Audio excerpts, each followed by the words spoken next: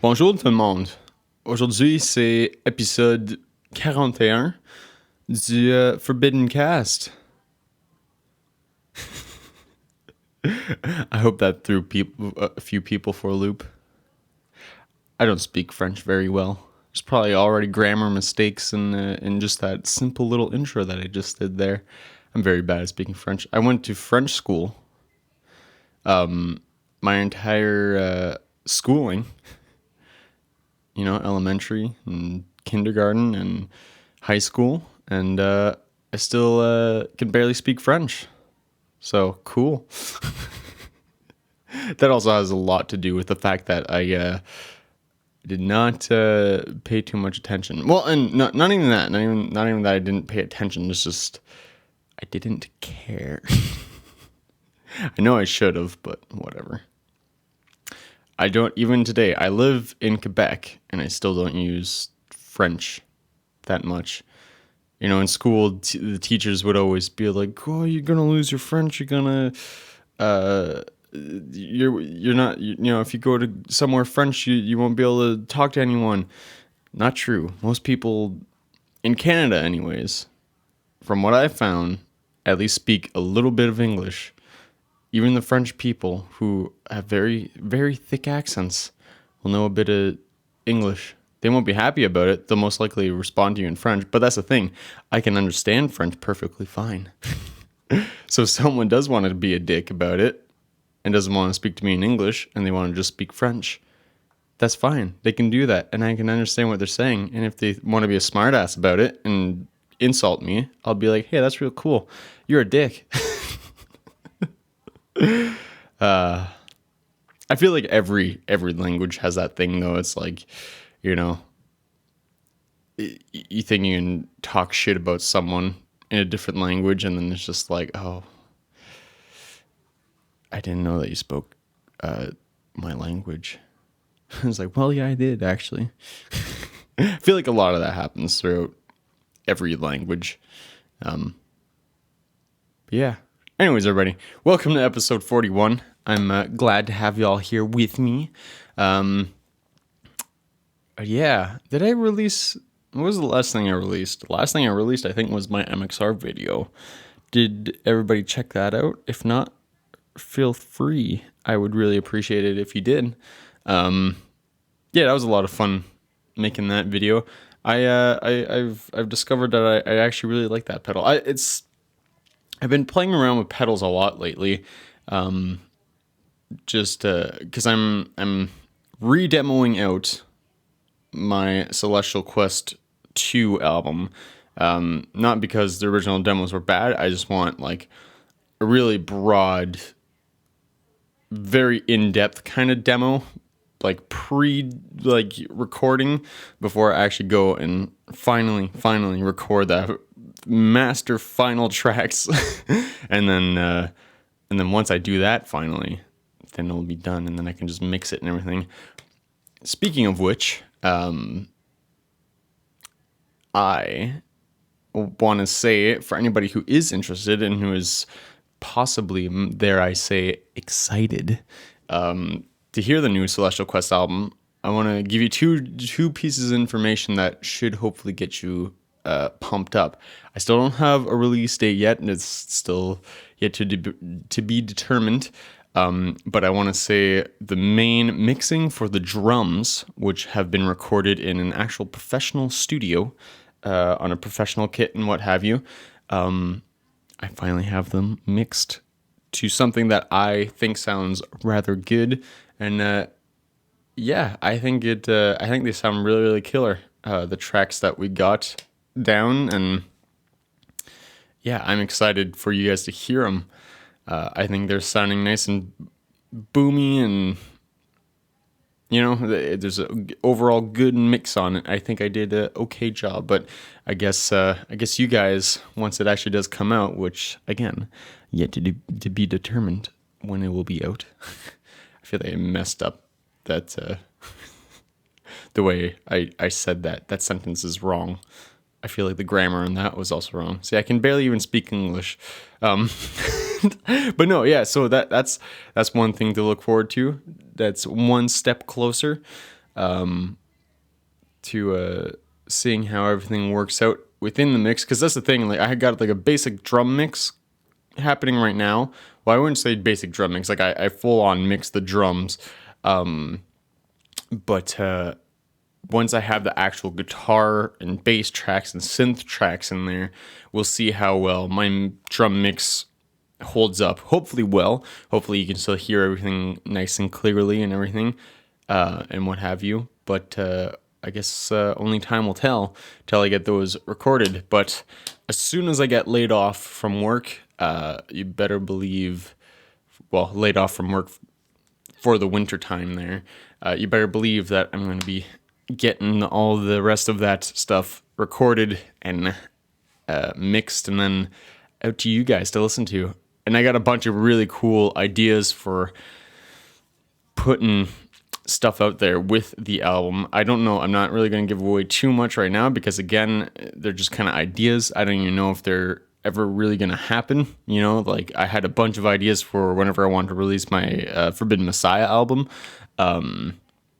Which, by the way, for people who don't know, Forbidden Messiah is my actual band that you can listen to our debut album on all streaming platforms. The album is called No Hope Left, and is a like old school thrash metal band is what I would categorize it underneath. Pretty different from the Celestial Quest stuff, if I do say so myself. But yeah, sorry, I got crap in my throat. That's weird and gross. But what was I saying? Yeah, no, I'm really excited to get this album done. I've been chipping away at this album for freaking ever now, and I keep teasing it and everything. But yeah, I really want to. Actually, I'm just gonna stop talking about it because it's kind of a dick tease if I don't end up doing any of the things that I want to do. I really hope I can pull some of the stuff that I have in mind off, but yeah. What was the other thing? Yeah, so I said there was two things. So the drums are all mixed and basically ready to go. But the second thing is I am almost done with the album art as well. I just got a few little touch-ups to do on it, and yeah. I'm really, really proud of how it turned out. It's much more. I'll give this hint to what the album looks like. If anybody who's seen the first Celestial Quest album that I had put out, it's kind of similar to that in the sense that it has Celestial Quest in the middle with the triangle, but it's a lot more detailed this time. And then there's a lot more stuff going on with it. And I'm really, really excited to announce when the album will come out and unveil the album art with you guys, and maybe release a few singles and maybe a couple playthrough videos or something like that, and or even maybe an actual music video. I don't know. We'll see. We'll see how much I can afford. But yeah, even that too. Like I really want to like be able to make merch and stuff like that too. Not just for Celestial Quest, but even maybe my channel at some point. I don't know. I've been brewing with a lot of ideas lately on how to grow the channel and grow my music and stuff like that. But the main problem that I feel like most people have, including me, is is the fact that it all costs lots of money.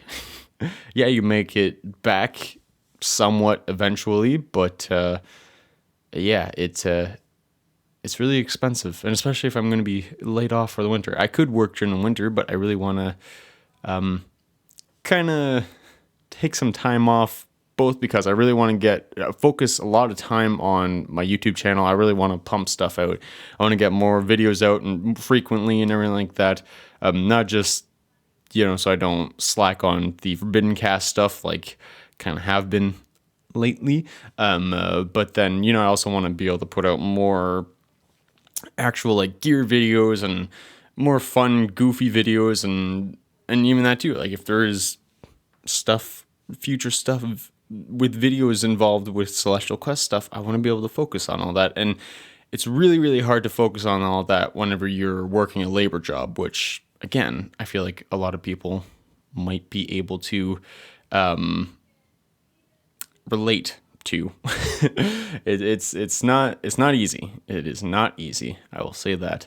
But I'm trying my best, and I'm really looking forward to being laid off in the winter. But again, not having any technically actual income coming in is it's going to be the challenge. But we'll see. We'll see how it goes. But yeah, I'm looking forward to that, and I hope you guys are as well. Anyways, what is there to talk about?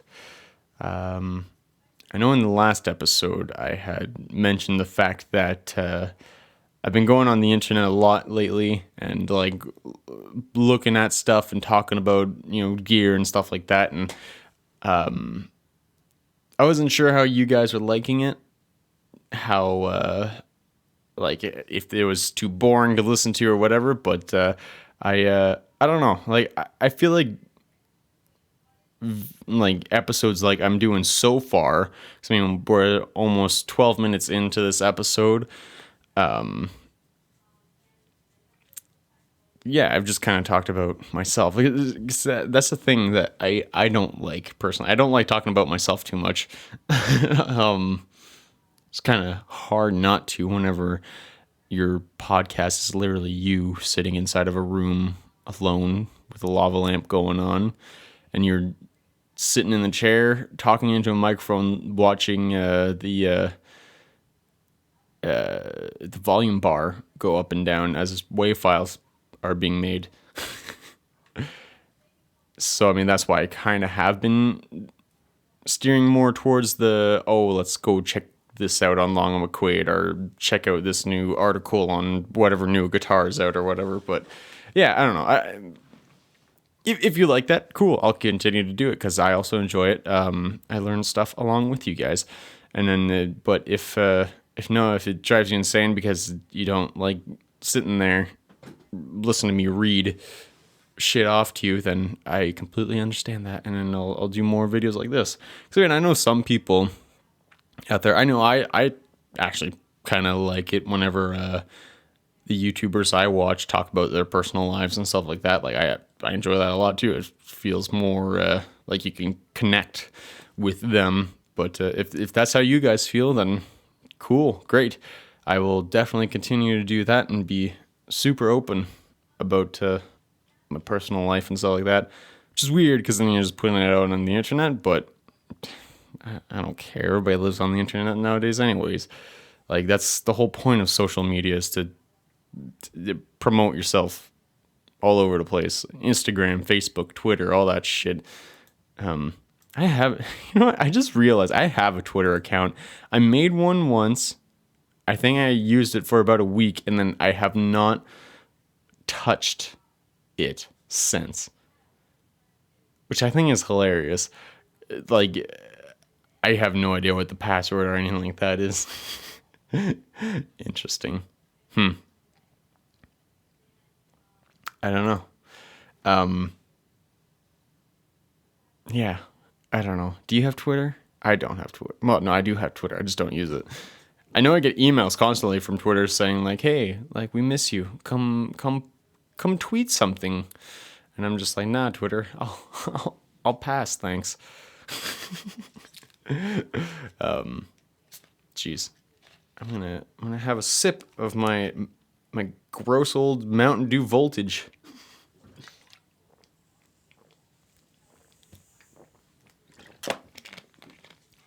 I really hope you can't hear me chugging that down. Gross. Ugh. What was it? I was telling my girlfriend a story yesterday. What was it about? Yes, as a kid. Okay, so here's a fun little story. So you can enter the mind of me when I was like 8 or something. This is I think this was the first moment that I realized that like there's such thing as like racism. Because I don't know, I wouldn't say an innocent kid, but like I was a shit disturber as a child, and continued that to still nowadays. But like, you know, I never meant anything by it. Okay, here's a story. Especially what God. Please don't take this out of context. The fact that I started off this story by like, this is how I found out about racism. Yeah, I was just racist as a child and I just didn't know. No. um no, this is what happened. Okay, so whenever as a kid, I used to make comic books. So basically, whenever the teacher would be upfront talking about bullshit and saying like, "Oh, you better be taking notes." Yes, in elementary, that school for me, it happened. That it happened. But yeah, instead of doing that, I would just make comments. I would draw like little cartoons and panels and stuff like that, and then have them, like sometimes it'd be like Mega Man killing, whatever little enemies, and, blood and guts would be flying everywhere and be all disgusting and morbid and gross. But I thought it was hilarious as a child because, edgy. Um, yeah, and I was also super into Batman. And I thought it would have been super cool to make my own character. And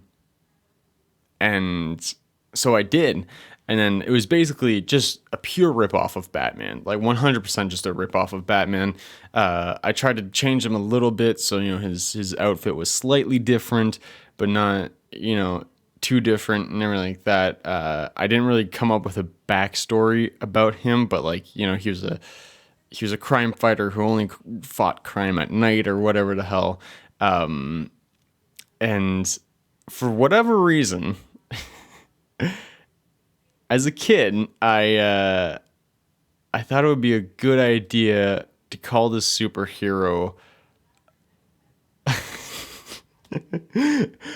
I thought it would be a good idea to call this superhero Black Man. Now, see, I don't know. As a kid, I thought of that. I was like, wow, there's a really good ring to that. I thought that sounded terrific, because like black like the night, like it's nighttime. He only fights crime at night. He's in the shadows in the darkness of the blackness or whatever. So that's what I called the superhero. I started making not making comics, but I started like coming up with the ideas of the comics, and I started I drew him and everything like that. And I was all proud of myself and everything. And then I had my parents were making supper upstairs, and I had went upstairs with the drawing of quote unquote Black Man. It was funny enough, he was a white guy, but in a a kind of rip off Batman suit or whatever. It was all black. I think because how superheroes have the kind of underwear on top of their pants kind of look. He had a purple underwear section there, and then he had black armored pants and a black chest plate thing, and his cape was purple.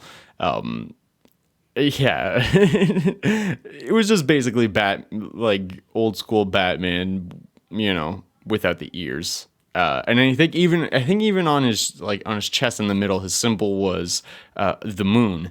But for some reason, because I didn't want to call him Moon Man, because that just, to me as a kid, that just sounded, for some reason, it sounded cringy to me for some reason as a kid. So I was like, I'm not going to call him Moon Man, I don't really want to call him Nightman. That just sounds stupid too. But I want to call him Black Man for whatever reason. And then, yeah, so I brought the picture up to my parents, and I was all proud and super excited to show them this new character that I came up with. And yeah, and then I was like, yeah, his name is Black Man. And my parents were like, no, his name isn't that. And I was just like, what do you mean? Why? And they're just like, no, you can't, you can't call your character that. And I was just like, why not? I didn't. And then my dad was like, some people might get offended by that. And I would just be like, well, why? It's and I think I tried to explain. It was he's black like the night or whatever. And then my dad was just like, well, you see, black man is what some people might refer to African American people as, and it's, you know, we shouldn't be really, you know, differentiating people like that. And some people might think you're, you know, misconstruing. I don't know where, I don't remember exactly what my dad said, but he was just like, don't call him that. Because it's not a good name. So then then I was just like, okay, I guess. And I was really upset about it because like I think I had made the logo for it and everything like that, and I was just like super bummed out that I can't call my character that. So I was just like, whatever, I guess he'll be Nightman. And then after that, like after I changed the name to Nightman or whatever I changed it to, I just kind of gave up altogether on the character because I was just like so disappointed because I had this character. I was super excited about it and pumped up about it, but I was just like, damn it. I can't call him the character that I want. And now he's no longer the character that I wanted him to be because of the name change. And I was just bummed out by that. But yeah, I don't know. I thought that was that was a pretty funny memory that I randomly had the other day. I figured I'd share it with you. And yeah, and from that point on, it's just like, well, like, who cares if like other people are like different colored? It's like it's not why I'm calling my character that. Like it's got nothing to do with that. And then yeah, I don't know. I think that was the first time I really realized it's like, wow, people get offended by stupid shit, by words. And then it also made me realize like, wow, people get upset that other people have different skin. That's stupid. You know, like but yeah. Anyways, I thought that was a really funny story. Hopefully I don't see how that story there of me being an innocent child making a comic book character could be offensive, but if I did offend you somehow, I'm not really sorry because it's just nothing to be. I was a child when I did that. Maybe I should have known better, but then I learned real quick, even though it was not taken to a racial place at all. It was just me being stupid child. But anyways, speaking of Nightman, let's move on to this week's song recommendation. And this week, I want to recommend you guys to all go check out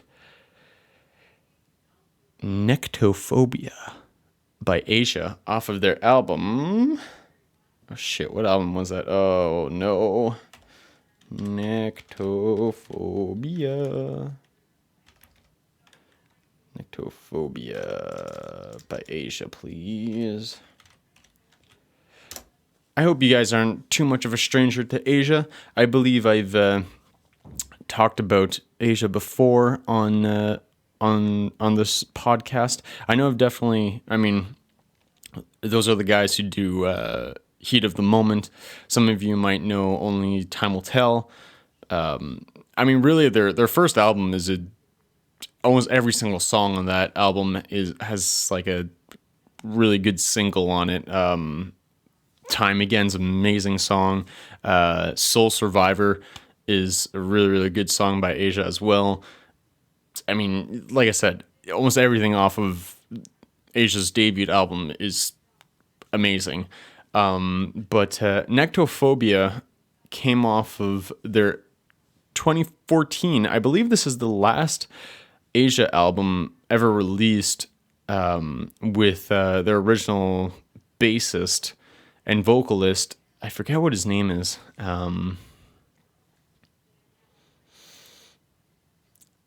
What is his name? Dang it. I think it's John something. He's unfortunately passed away now. He's a really, really great singer. I love his vocals. He's got really cool bass lines too, actually.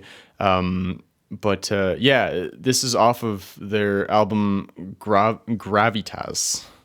Gravitas? How do you pronounce this? Gravitas. I believe that's how it's pronounced. Oh, John Watton.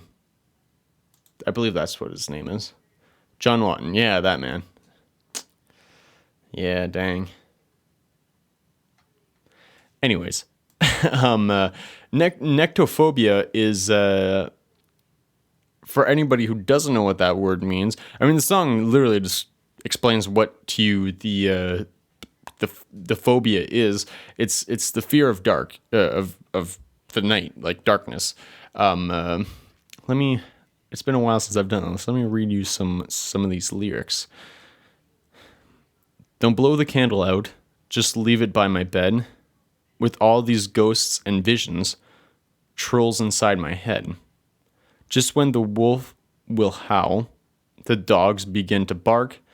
This is for real. I have a fear of the dark. And as the endless nights will overturn the days, intellectual